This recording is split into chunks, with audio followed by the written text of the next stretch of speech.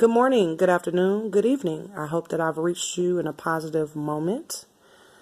If this is your first time, then you know now, at least by now, that this is an audio uploaded as a video. For those of you that are returning, thank you for coming back.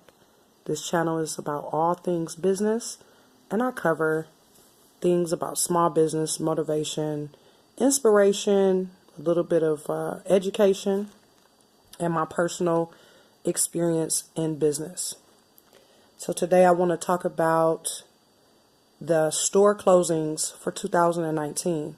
We have a lot of store closings. Just to name a few: Sears, Macy's, Kmart, which is a part of Sears Holdings, Gap, Jamboree, Payless, Shopko, The Bonton, never heard of that one, Henry Bendel, which is a part of the L Brands, which is they own Victoria's Secret and Bath and Body Works.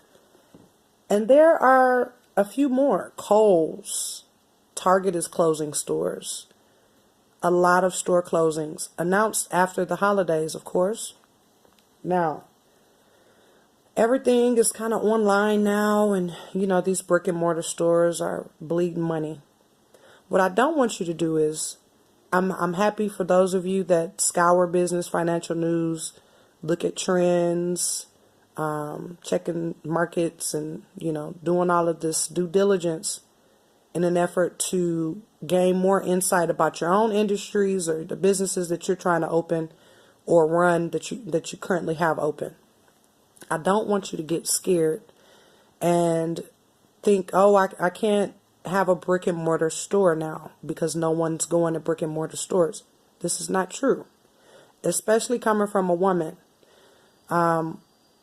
We can be impulsive creatures. So I know that I've drove by stores, seen some signage like, whoa, that's a new store. That's a store I've never seen or whatever. And you go check it out, wind up buying some stuff, right? Location, location, location. Okay? If they were stuck somewhere in the middle of nowhere that I'd never, a road that I'd never traveled on, somewhere out in the sticks, I would have never been able to have that opportunity. If I'm out in the sticks, I'm trying to get out of the sticks. I'm keep driving and get back to civilization. I'm not stopping at stores out in the sticks. Some people do. Now, some stores are outside on the, out on the side of the expressway. Sometimes you find tire shops and mattress places, lumber places,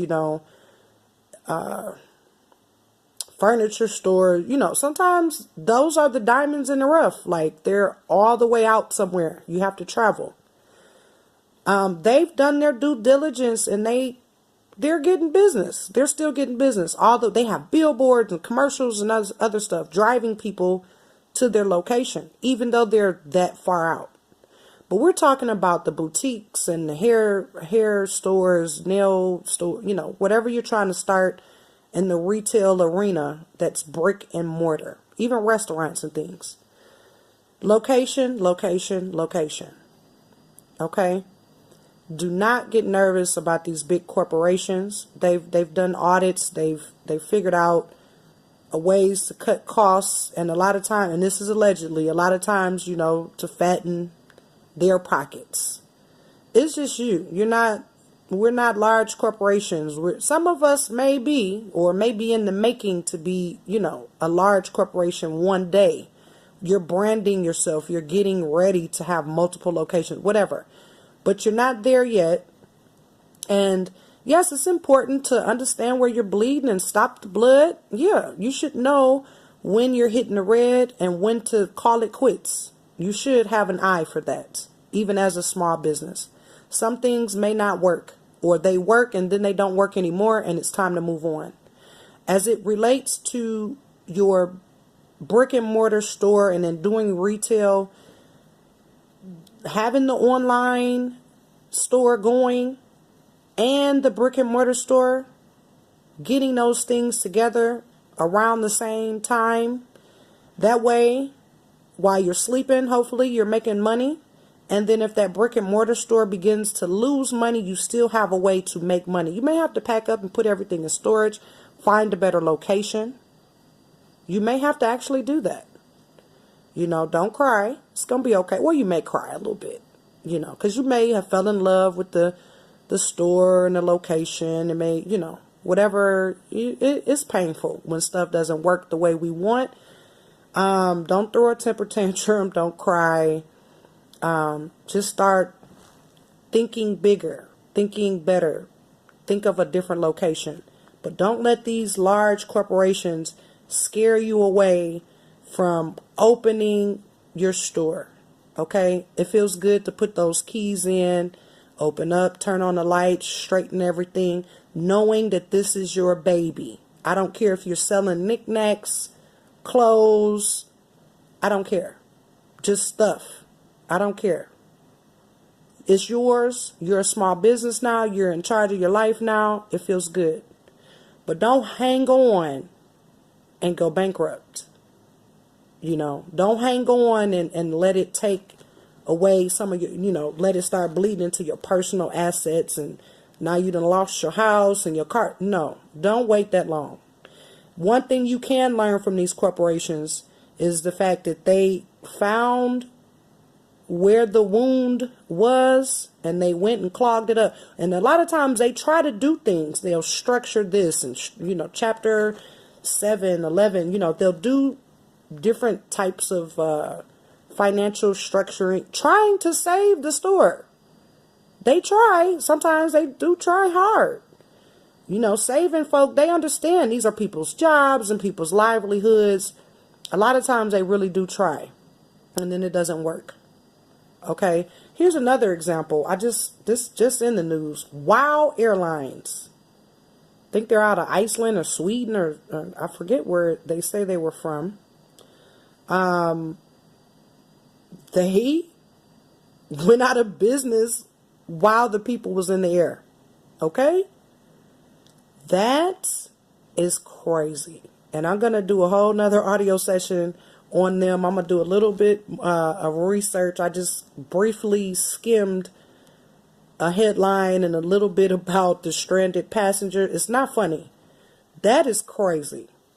We're talking about an airline that just kind of went out of business while the people were in the air. That's just like you're in the people in your store, they're shopping, and you tell them, hey, buy everything you can buy because today is the last day that we're open. And your employees are looking at it like, what? This is the last day, everybody. You get on the loudspeaker and tell everybody to buy what they can buy, 50% off, because you're going out of business tomorrow. That's the equivalent, right? It's not funny. It's funny that how crazy it is.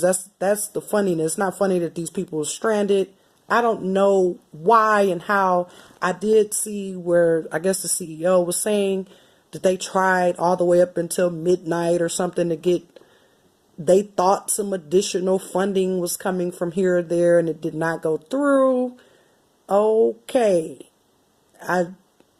Like I say, I'll do an additional, I'll probably cover that. Just make sure I do that all by itself, because it sounds like a lot of things are going on with that. And it can be a learning situation for us small business folks, even the folk, we're not in airlines, aerospace, nothing, but it could still be a learning lesson.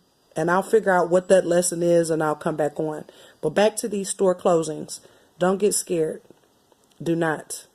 Find a great location, offer a quality product, great store, clean, nice customer service. Have your online stuff going where people can purchase online as well. And do your best. Put your best foot forward. Make sure you're offering products that are up to date and trending and, stuff people need. If you, only thing you sell in your whole store is saran wrap, that's all you have, and I'm just saying that that's the first thing that came to my mind. Or you have some type of specialty store. Go to where the demographic supports that specialty. If it's some type of Pokemon stuff, find a location where it's a bunch of young people that's gonna buy that stuff. Why would you put your location to be near senior citizen? They don't even know what Pokemon is. You know, you find a location and you know that the demographic supports what you're doing as well. And that's just a little bit of research. Now, you're already in business. You already bleed money. Maybe you can close your store down on the really, really slow days and open up on the days that you're popping a little bit. Put the rest online and start looking for a better location. Don't sit there and just keep bleeding money and cry. Okay? Until next time, you guys, I hope everything you touch turns to gold. Don't forget to like, share, and subscribe, and your comments are welcome.